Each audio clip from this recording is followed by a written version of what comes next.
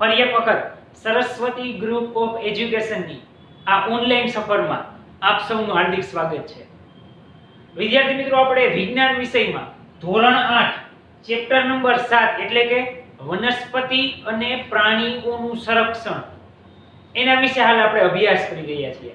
Last બાર તો આપણે part 4 માં કઈ માહિતી મેળવી હતી? તો કે આપણે અલગ પ્રકારની સ્થાનિક જાતિઓ વિશે માહિતી મેળવી હતી કે જે પ્રોપર એક જ ક્ષેત્રમાં જોવા મળે તેને ત્યાંની સ્થાનિક જાતિઓ કહે છે। એ માહિતી આપણે મેળવી હતી। એમાં કઈ કઈ સ્થાનિક જાતિ હતી? જંગલી આંબો હતો, ઉડતી ખિસકોલી હતી, સાગનું વૃક્ષ હતું, બાયસન એટલે કે જંગલી બળદ, બરાબર। આ બધી આપણે સ્લાઇડ પણ જોઈ હતી અને એના વિશે ચર્ચા પણ કરેલી હતી કે લોકો ગાઢ જંગલમાં ગયા, ત્યાં પેલી એક સસલું જોયું, એને પકડવાનો પ્રયત્ન કર્યો, ડાયરેક્ટ પ્રોફેસર અહેમદે એને એ જ ટાઈમે રોકી લીધી અને કીધું કે એ લોકો એના નિવાસ સ્થાને જ ખુશ છે, તો તેને આપણે ખલેલ પહોંચાડવી જોઈએ નહીં, બરાબર। આ આપણે ચિત્તો, વરુ, શિયાળ, હરણની એક પ્રજાતિ હતી, બરાબર। આ બધે જંગલી આંબો, આવા પ્રકારની સ્થાનિક વનસ્પતિ અને પ્રાણીઓ એટલે કે વનસ્પતિ સૃષ્ટિ અને પ્રાણી સૃષ્ટિ વિશે આપણે અભ્યાસ કરી લીધો હતો પાર્ટ 4 માં। આજે આપણે બાળકો શુભ શરૂઆત પાર્ટ 5 થી કરવાની છે અને આપણો ટોપિક છે વન્ય પ્રાણી અભયારણ્ય। આ પણ સાવ સિમ્પલ ટોપિક છે, એકવાર તમે સમજશો એટલે તમને આવડી જશે। ઓકે, તો ચાલો આપણે સ્ટાર્ટ કરીએ વન્ય પ્રાણી અભયારણ્ય। આમાં શું કહે છે તમને કે પહેલીએ એક બોર્ડ જોયું, એ લોકો જંગલમાં જ છે, આપણે આગલા લેક્ચરમાં પણ એમ કે એ ગાઢ જંગલમાં પ્રવેશ્યા એટલે હજી જંગલમાં મુસાફરી ચાલુ છે। પ્રોફેસર અહેમદ, પછી માધવજી જેના ગાઈડ છે, એ બધી એને અલગ અલગ પ્રકારની જેમ જેમ વનસ્પતિ પ્રાણીઓ જોતા જાય છે એમ એમ એના વિશે માહિતી આપતા જાય છે। તો એ લોકો જંગલમાં આગળ જોતા હતા, અહીંયા પહેલી એક બોર્ડ જોયું અને એ બોર્ડ ઉપર શું લખેલું હતું તો કે પંચમઢી વન્ય પ્રાણી અભયારણ્ય આવું લખેલું હતું। કારણ કે પંચમઢી વન્ય પ્રાણીની જ મુલાકાત લેવા ગયા હતા ને, તો અહીંયા કયું બોર્ડ હોય? પંચમઢી વન્ય પ્રાણી અભયારણ્ય। સ્વાભાવિક છે, તમે અમદાવાદ બાજુ જાઓ તો અહીંયા અમદાવાદના કિલોમીટરનું જ લખેલું હોય કે અહીંયાથી અમદાવાદ 273, થોડા આગળ જાવ એટલે 270, ઘટતા જઈને જેમ જેમ તમે અમદાવાદની બાજુમાં પહોંચતા જાવ એમ એમ તમારા કિલોમીટર ઘટતા જાય। અહીંયા પછી જામનગરનું બોર્ડ ન હોય, એ આમ બાજુ હોય, તો અહીંયા તમે એ લોકો પંચમઢીમાં ગયા હતા તો કયું બોર્ડ હોય? સ્વાભાવિક છે, પંચમઢી વન્ય પ્રાણી અભયારણ્ય લખેલું બોર્ડ હોય। તો એવું જ બોર્ડ અહીંયા હતું અને પહેલીએ એ બોર્ડ જોયું। પછી તો કે પ્રોફેસર અહેમદે જણાવ્યું કે જંગલોની જેમ કેટલાક વિસ્તાર પણ એવા છે કે જ્યાં પ્રાણીઓ સુરક્ષિત રહે છે, તેને વન્ય પ્રાણી અભયારણ્ય કહે છે। જંગલોમાં હજી કોઈ એવો હાદસો થઈ જાય કે અહીંયા પ્રાણીઓનો શિકાર થઈ જાય, આગ લાગી જાય કુદરતી રીતે અને પ્રાણીઓ અસુરક્ષિત હોય, જોકે મોટા ભાગે 80% તો જંગલમાં સુરક્ષિત જ હોય કેમ કે અહીંયા વન વિભાગ વાળા એની નજરમાં હોય બધું, પરંતુ ખાલી જંગલો એક જ નહીં, એની સાથે સાથે બીજા પણ એવા ઘણા ક્ષેત્રો છે કે જ્યાં વનસ્પતિ અને પ્રાણી સુરક્ષિત રહે છે, તો એને શું કહેવાય? તો કે એને વન્ય પ્રાણી અભયારણ્ય કહે છે। જેમ કે આ પંચમઢી એક પ્રકારનું વન્ય પ્રાણી અભયારણ્ય છે, ત્યાં વનસ્પતિ અને પ્રાણીઓ સુરક્ષિત હોય, ત્યાં એના શિકાર ઉપર કે એને પકડવા ઉપર બધી જાતનો પ્રતિબંધ હોય। અને જો એ તમે એવા વિસ્તારમાં એટલે કે રાષ્ટ્રીય ઉદ્યાન આપણે આગળ ભણી ગયા, વન્ય પ્રાણી અભયારણ્ય, આ બધી વસ્તુ એવી છે કે ત્યાં તમે જો શિકાર કરો અને પકડાઈ જાવ તો તમને અમુક ટાઈમ સુધીની જેલ અથવા અમુક રૂપિયાનો દંડ પણ થઈ શકે છે। ત્યાં તમે શિકાર કરી શકો નહીં, એના ઉપર સંપૂર્ણ બેન હોય। ઓકે, તો આ પંચમઢી પણ એક જ એવો વિસ્તાર છે એમાંનો જ કે જ્યાં બેન હોય, સંપૂર્ણ પ્રતિબંધ છે, ત્યાં તમે શિકાર કરી શકો નહીં। ઓકે, માધવજી શું કહે છે? માધવજી કહે છે કે અભયારણ્ય એક એવી જગ્યા છે કે જ્યાં પ્રાણીઓના શિકાર અથવા તેને પકડવા પર સંપૂર્ણ પ્રતિબંધ હોય છે। હમણાં જ મેં તમને વાત કરી, બરાબર, કે અભયારણ્ય એક એવી વિસ્તાર છે કે જ્યાં તમે કોઈ પણ પ્રાણીઓને પકડી પણ ન શકો, એનો શિકાર પણ ન કરી શકો, કે કોઈ પણ વનસ્પતિને તમે પાડીને એના ફળ ફૂલ કે એમાં પણ કાંઈ તમે ગેરઉપયોગ એનો કરી શકો નહીં. લાકડું જોતું હોય તો તમે એમાંથી લાકડું લઈ શકો નહીં. જમીન જોતી હોય લાકડા પાડીને આપણે આગળ જોઈ ગયા તો એમ પણ તમે કાંઈ કરી શકો નહીં. એના ઉપર સંપૂર્ણ પ્રતિબંધ હોય. એ કોઈ પણ જાતની પ્રવૃત્તિ આવા વન્ય પ્રાણી અભયારણ્યમાં થાય નહીં. અને જો તમે કરો તો તમને એ પ્રમાણે દંડ થઈ શકે છે. કેટલાક સંકટમાં મુકાયેલા જંગલી પ્રાણીઓ. હવે આ બધા પ્રાણીઓ એવા છે કે જેમનું હવે વિનાશના આરે છે. એમનો એમ સમજો કે સાવ વિનાશ થઈ ગયો એમ જ છે. કેમ કે એની પ્રજાતિ સાવ થોડીક જ રહી છે. પહેલા જેટલી એમની હવે પ્રજાતિ નથી. અને આપણે એમ પણ કહીએ તો ચાલે કે હવે ખાલી નામના જ છે, જોવા મળતા નથી. એ તમે એના ફોટા જોઈ શકો પણ રૂબરૂ જોવા હોય તો બહુ રેર કેસ એવા કે એવા પ્રાણીઓ જે કે છે તમે એને રૂબરૂ જોઈ શકો. એવી આ બધી પ્રજાતિઓ છે કે જે સંકટમાં મુકાઈ ગઈ. એવી તો ઘણી બધી છે, પરંતુ અહીંયા આપણને અમુક નામ આપેલા છે. જેમ કે કાળું હરણ. હરણ તો તમે ઘણા બધા જોયા હશે. એના શિંગડા ઉપરથી અલગ અલગ પ્રકારના હરણ હોય, પરંતુ વિચારો કાળું હરણ પણ હોય, પરંતુ હવે એ જોવા મળતું નથી. કેમ કે એની પ્રજાતિ સંકટમાં મુકાયેલી છે. હાથી બહુ ઓછા જોવા મળે. સોનેરી બિલાડી. બિલાડી પણ કાળી અને ધોળી આપણે જે હોય એવી નહીં. કેવી? તો કે સોનેરી બિલાડી. કાદવમાં રહેતો અજગર. એ અજગર એવો હોય કાદવમાં જ રહે. ગેંડા. આ બધી પ્રજાતિઓ એવી છે કે જે હવે સંકટના આરે છે. એટલે કે એમની જે પ્રજાતિ છે બહુ ઓછી છે. અમુક સમય પછી એ નાશ પામશે. જેમ કે ડાયનોસર. એ હવે જોવા મળતા નથી. વિનાશ થઈ ગયો એનો. આપણે ખાલી ટીવીમાં મૂવીમાં જ જોવા મળે, રિયલ લાઈફમાં જોવા મળતા નથી. તો આ બધી પ્રજાતિઓ એવી છે કે જે હવે સંકટમાં મુકાઈ છે, વિનાશના આરે છે. ઓકે, આગળ વધીએ આપણે. પણ અફસોસની વાત એ છે કે કેટલાક જંગલો પણ વન્ય પ્રાણીઓ માટે સુરક્ષિત નથી, કારણ કે તેની આસપાસના લોકો તેને નષ્ટ કરી નાખે છે. આ વાત આપણે ઓલરેડી કરી દીધી. કદાચ તમે વિચારો, પ્રાણીઓને ન મારો તો કાંઈ નહીં, પરંતુ જંગલને કાપી નાખો ને તોય પ્રાણીઓ આપોઆપ એની પ્રજાતિ ઘટતી જાય. કારણ કે એને તમે ઘર જ કાઢી નાખ્યું તો હવે રહેશે ક્યાં?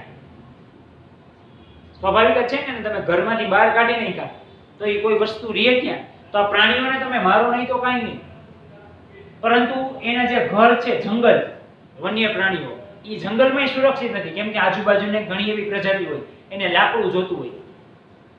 એના માટે શું કરે?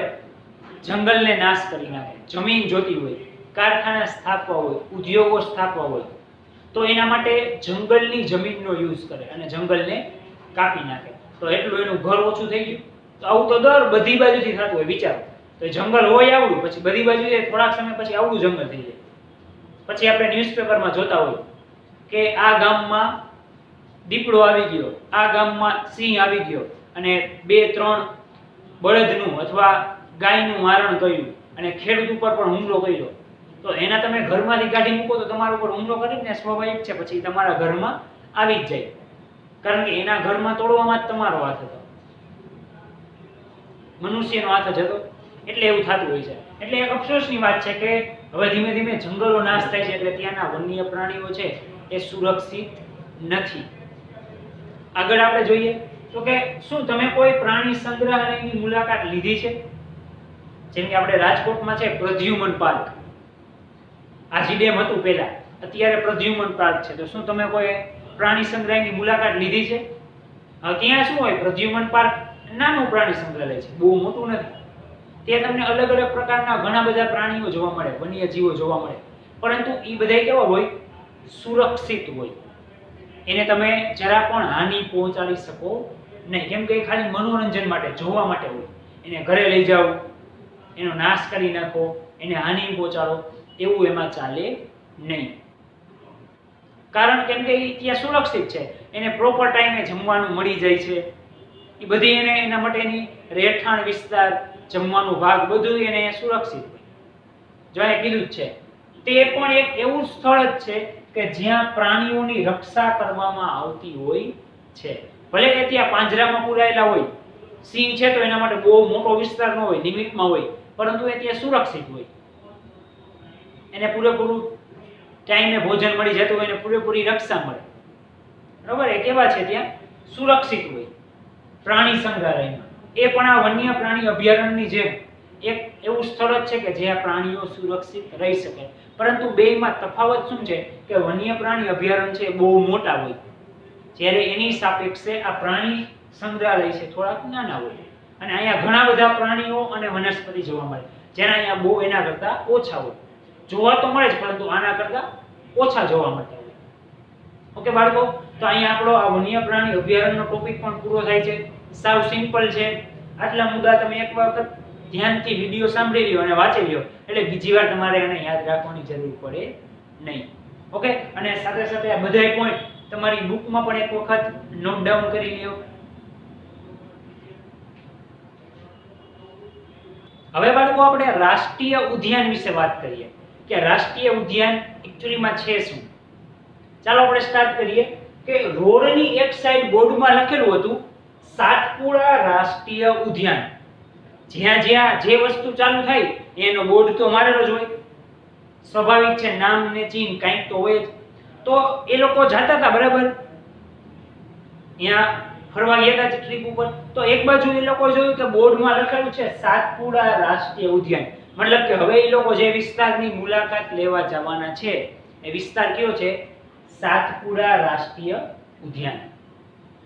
એમાં આગળ જોઈ માધવજીએ જણાવ્યું કે આ વિશાળ આરક્ષિત ક્ષેત્ર છે તથા પર્યાવરણના સંપૂર્ણ નિસંતનનું સંરક્ષણ કરવા માટે પર્યાપ્ત હોય તેને રાષ્ટ્રીય ઉદ્યાન કહેવાય છે. કે રાષ્ટ્રીય ઉદ્યાન એટલે કે બહુ મોટું વિશાળ હોય, એ પ્રાણીઓને બચાવે, વન્યજીવોને બચાવે, પર્યાવરણનું સંરક્ષણ કરવા તત્પર હોય, બરાબર. આ બધી વસ્તુ ભેગી થાય એને રાષ્ટ્રીય ઉદ્યાન કહેવામાં આવે છે. એવું માધવજીએ એ લોકોને કીધું, એનો મીનિંગ કીધું એક્ચ્યુઅલીમાં. કારણ કે અહીંયા વન્ય પ્રાણી અભયારણ્ય હતું, રાષ્ટ્રીય ઉદ્યાન પણ હતું. તો વન્ય પ્રાણી અભયારણ્ય એના વિશે તો માહિતી મળી ગઈ, પરંતુ રાષ્ટ્રીય ઉદ્યાન શું છે એનાથી બાળકો અજાણ હતા. તો માધવજી એને એ પણ માહિતી આપી દીધી. તે કઈ કઈ વસ્તુ બચાવે? તો એક તો વનસ્પતિની જાત, પ્રાણીની જાત, ભૂમિ વિસ્તાર એટલે કે જમીનનો વિસ્તાર તથા ઐતિહાસિક વસ્તુઓનું રક્ષણ કરે છે. એવી પ્રકારની વનસ્પતિ કે જે ફક્ત તે જ જગ્યાએ જોવા મળતી હોય, બીજે ક્યાંય જોવા મળતી હોય નહીં. તો ઈ વનસ્પતિની જાતનું રક્ષણ કરે.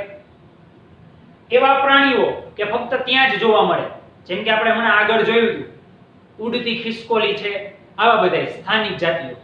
તો એવા પ્રાણીઓ છે, એવી જમીન છે, અને કેટલીક ઐતિહાસિક વસ્તુઓ કે જે ઇતિહાસમાં ફક્ત ત્યાં જ જોવા મળતી હોય, બરાબર. એને જોવા માટે સ્પેશિયલ બધાય માણસો ત્યાં આવતા હોય. તો એવી વસ્તુઓને ઐતિહાસિક કહેવાય. જેમ કે આપણે તાજમહેલ છે ભારતમાં, એ ઐતિહાસિક સ્મારક છે એક પ્રકારનું. દેશ વિદેશથી જોવા માટે ત્યાં બધાય માણસો આવે છે. તો આવી વસ્તુઓનું આ રાષ્ટ્રીય ઉદ્યાન છે એ રક્ષણ કરે છે, એને નાબૂદ થવા દેતી નથી. સાતપુડા, આ પોઈન્ટ ખાસ બાળકો યાદ રાખજો. સાતપુડા રાષ્ટ્રીય ઉદ્યાન છે એ ભારતનું પ્રથમ આરક્ષિત જંગલ છે. તમને 1 માર્કમાં પૂછાય, MCQ માં પણ પૂછાઈ શકે, બરાબર. અને 3 માર્કમાં પૂછાય તો આખો પ્રશ્ન આવે કે રાષ્ટ્રીય ઉદ્યાન વિશે માહિતી આપો, તો તમારે બધું લખવું પડે. પરંતુ 1 માર્કમાં આ પણ પૂછાઈ શકે કે ભારતનું પ્રથમ આરક્ષિત જંગલ કયું છે? તેમાં જવાબ શું આવે? સાતપુડા રાષ્ટ્રીય ઉદ્યાન એ ભારતનું, આપણે ભારતની વાત કરીએ તો ભારતનું પ્રથમ આરક્ષિત જંગલ છે. આગળ આપણે જોઈએ, ઈ લોકો ગાઢ જંગલમાં પ્રવેશતા હતા, બરાબર. પહેલા શું આવ્યું? સાતપુડા વન્ય પ્રાણી અભયારણ્ય આવ્યું, પછી સાતપુડા રાષ્ટ્રીય ઉદ્યાન આવ્યું. પછી જેમ જેમ એ લોકો આગળ ગયા અહીંયા પાછો એક બોર્ડ લખેલો હતો. શું? તો કે સાતપુડા વાઘ આરક્ષિત વિસ્તાર. હવે વિચારો તો, સાતપુડા વાઘ આરક્ષિત વિસ્તાર છે તો એનો મીનિંગ શું થાય? સાતપુડા વાઘ આરક્ષિત વિસ્તારનો યસ ઓબવિયસ છે કે અહીં લખેલું જ છે વાઘ આરક્ષિત વિસ્તાર, એટલે એવો મીનિંગ એનો થતો હોય કે અહીંયા વાઘની પ્રજાતિને કેવી રીતના બચાવવી એ આપણને શીખવે છે. એટલે માધવજીએ શું કીધું કે માધવજીએ જણાવ્યું આ બોર્ડ જોઈને કે સરકારે વાઘને બચાવવા પ્રોજેક્ટ ટાઈગર અમલમાં મૂકેલો છે. હવે યાદ કરો, આના વિશે આપણે અગાઉ પણ મેં તમને વાત કરેલી છે. પ્રોજેક્ટ ટાઈગર ઈ પ્રોજેક્ટ અંતર્ગત સરકારના મુખ્ય ઉદ્દેશ્ય શું છે તો કે જેમ બને એમ વાઘની પ્રજાતિ ધીમે ધીમે નાશ થાય છે એ અટકાવી નાશ થતા અને એમને પૂરેપૂરું રક્ષણ આપવું કે જેથી ભવિષ્યમાં વાઘ જે છે એ જે મોલી પ્રજાતિ આપણે જોઈ હતી, કાદવમાં રહેતો અજગર, સોનેરી બિલાડી, કાળું હરણ, એ કેમ નાશ થવાના આરે છે, તો એમ આ વાઘ છે એ પણ નાશ ન થઈ જાય. એટલા માટે સરકારે પ્રોજેક્ટ ટાઈગર જે છે એ અમલમાં મૂકેલો છે. એનું ઉદ્દેશ્ય શું છે એ પણ કીધું છે કે એનું ઉદ્દેશ્ય વાઘના જીવન અને વસ્તીની જાળવણીનું છે કે જેમ બને એની વસ્તી વધે અને એની સંપૂર્ણ જાળવણી થાય. વાઘ એક એવી જાતિઓમાંથી છે કે દિવસે ને દિવસે જંગલોમાંથી એ નાશ પામી જાય, પરંતુ સાતપુડા રાષ્ટ્રીય ઉદ્યાન એક એવું ઉદ્યાન છે કે જ્યાં દિવસે ને દિવસે વાઘની પ્રજાતિમાં વધારો થાય છે. વિચારો, બંનેમાં ઊંધું છે. બીજા બધા જંગલોમાં વાઘની પ્રજાતિ ઘટે છે કારણ કે એનું સંપૂર્ણ રક્ષણ થતું નથી, પરંતુ સાતપુડા રાષ્ટ્રીય ઉદ્યાન એક એવું છે કે દિવસે ને દિવસે એની પ્રજાતિ વધે છે, ઘટતી નથી. બાકી બધા કરતા ઊંધું છે. એટલા માટે સરકારે પ્રોજેક્ટ ટાઈગર ચાલુ કર્યો છે. તો વિચારો, એક સાતપુડા રાષ્ટ્રીય ઉદ્યાનમાં વધે છે, જો આવું ભારતના બધાય રાષ્ટ્રીય ઉદ્યાનમાં ચાલુ થઈ જાય તો વાઘની પ્રજાતિ કેટલી વધી જાય. એટલે સરકારે પ્રોજેક્ટ ટાઈગર આવો એક પ્રોજેક્ટ અમલમાં મૂકેલો છે. આ પણ બાળકો ખાસ યાદ રાખવા જેવું છે. તમને એક માર્કમાં અથવા એમસીક્યુ માં પૂછાય કે સરકારે વાઘની પ્રજાતિને જાળવણી કરવા અથવા એની પ્રજાતિને વધારવા માટે કયો પ્રોજેક્ટ અમલમાં મૂકેલો છે, તો કયો પ્રોજેક્ટ આવે? Project tiger. એટલે આ વસ્તુ ખાસ યાદ રાખજો. ઓકે, હજુ બાળકો આપણો જે આ રાષ્ટ્રીય ઉદ્યાન ટોપિક છે અધૂરો છે, પરંતુ અહીંયા જે બોર્ડમાં જેટલી થિયરી લખેલી છે એટલી થિયરી એક વખત તમારી પોઈન્ટ બુકમાં પોઈન્ટ ડાઉન કરી લ્યો.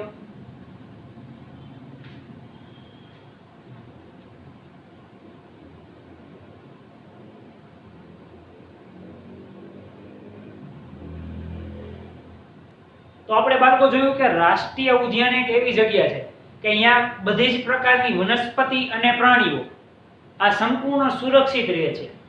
એના માટે સરકારે પ્રોજેક્ટ ટાઈગર પણ અમલમાં મૂકેલો હતો. બરાબર, આ પ્રોજેક્ટ ટાઈગરનો મુખ્ય ઉદ્દેશ્ય શું છે તો કે વાઘની જે પ્રજાતિ છે એની વસ્તી છે એ ધીમે ધીમે વધારવી. જ્યારે એક સમય એવો હતો કે જંગલમાં વાઘની પ્રજાતિ કેવી થઈ ગઈ હતી? સંપૂર્ણ નાશ થવાને આરે હતી. પરંતુ સાતપુડા રાષ્ટ્રીય ઉદ્યાન એક એવું છે કે બીજા જંગલો કરતા અલગ છે. બાકી બધા જંગલોમાં કેવું હતું? જ્યાં વાઘની પ્રજાતિ દિવસે ને દિવસે ઘટતી જતી હતી, એટલે એની પ્રજાતિ નાશ થવાને આરે હતી. પરંતુ સાતપુડા રાષ્ટ્રીય ઉદ્યાનમાં કંઈક ઊંધું હતું. અહીંયા વાઘની પ્રજાતિ વધતી જતી હતી. તો વિચારો, એક રાષ્ટ્રીય ઉદ્યાનમાં આવું થાય તો ભારતના આવા કેટલા બધા રાષ્ટ્રીય ઉદ્યાન છે. જો બધાય આ પ્રોજેક્ટ અમલમાં મૂકવામાં આવે તો વાઘની સંખ્યામાં કેવડો મોટો તગડો વધારો થઈ જાય. એટલા માટે સરકારે છે એ એમના કામ કરતી જ હોય છે. આવા અવનવા પ્રોજેક્ટ છે એ અમલમાં મૂકતી જ હોય છે, જેથી ઘણા બધા પ્રાણીઓ છે એ નાશ થવાના આરે છે એ બચી જાય. એટલે આ એવું નથી કે તમે સરકાર કરે તો જ તમે કરી શકો. તમે પ્રાઇવેટ રીતે એટલે કે પર્સનલ પણ કરી શકો તથા સમૂહમાં પણ તમે આ જે પ્રોજેક્ટ કોઈ પણ પ્રકારનો હોય અમલમાં મૂકી શકો છો. જેમ કે અત્યારે આપણે ચકલીના તમે જુઓ તો ઓલા ચકલીના માળા આવે છે. કેમ કે અત્યારે ચકલીની જે પ્રજાતિ જે છે એ કેવી છે? નાશ થવાના આરે છે. એટલે ઓલા માળા આવે છે, ઘરે ઘરે ફ્રીમાં આપે છે સરકાર કે તમારા માળા અહીંયા રાખો જેથી ચકલી એમાં ઈંડા મૂકે એની પ્રજાતિ વધે. હજુ એક પોઈન્ટ આપણે જોઈ લઈએ બાળકો, તો શું કીધું છે કે એક સમય એવો પણ હતો કે જ્યારે સાતપુડા રાષ્ટ્રીય ઉદ્યાનમાં સિંહ, હાથી, જંગલી ભેંસ તથા સાબર પણ જોવા મળતા હતા. ઈ બહુ પહેલાના સમયમાં. હવે આ જોવા મળતા નથી, પરંતુ રેર કેસમાં જોવા મળે છે.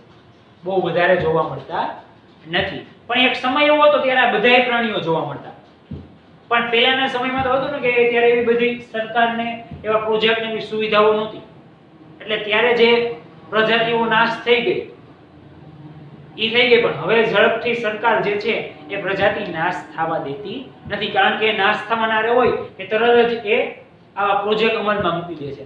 કારણ કે જેમ મનુષ્યની વસ્તી ગણતરી થાય છે એમ બાળકો તમને ખ્યાલ ન હોય તો જણાવી દઉં કે આ પ્રાણીઓની પણ ગણતરી થતી હોય છે, બરાબર. એટલે તમે જો ન્યૂઝપેપરમાં વર્ષે ને વર્ષે આંકડો કે આ વર્ષે આ અભયારણ્યમાં આટલી સિંહની સંખ્યા વધી, આટલા વાઘ વધ્યા, એની પણ ગણતરી થતી હોય, બરાબર. એટલે એ લોકો વન વિભાગ વાળા એ બધું આ કામ કરતા હોય છે. પહેલા આવું નહોતું, એટલે શું થતું કે આ બધી પ્રજાતિઓ નાશ પામી જતી, પરંતુ હવે એવું થતું નથી. તો એક સમયે આવા બધા પ્રાણીઓ પણ જોવા મળતા. ઓકે બાળકો, તો આઈ હોપ કે તમને આ બધું વન્ય પ્રાણી અભયારણ્ય અને રાષ્ટ્રીય ઉદ્યાન છે એ વ્યવસ્થિત સમજાઈ ગયું હશે. કદાચ તમને 3 માર્કમાં પૂછાય તો તમારે આ બધી માહિતી એમાં લખવી પડે, અને એક માર્કમાં આવા પ્રશ્ન પણ નીકળી શકે છે. ક્યાં? તો કે સાતપુડા રાષ્ટ્રીય ઉદ્યાન છે ભારતનું પ્રથમ આરક્ષિત જંગલ છે. બીજું શું કે ભારત સરકારે વાઘને બચાવવા કયો પ્રોજેક્ટ અમલમાં મૂકેલો હતો? તો કે પ્રોજેક્ટ ટાઈગર છે એ અમલમાં મૂકેલો હતો. તો આવા પ્રશ્નો પણ બાળકો તમને 1 માર્કમાં પૂછાઈ શકે છે, એ તમારે ખાસ વ્યવસ્થિત રીતે યાદ રાખવાના છે. અને હોમવર્કમાં આજે જે લેક્ચરમાં ચાલેલું છે એ બધું 2 વખત તમારે બુકમાં લખવાનું છે. વધુ આપણે આવી સહેલી જ નવી થિયરી સાથે પાર્ટ 6 માં મળીશું. Thank you.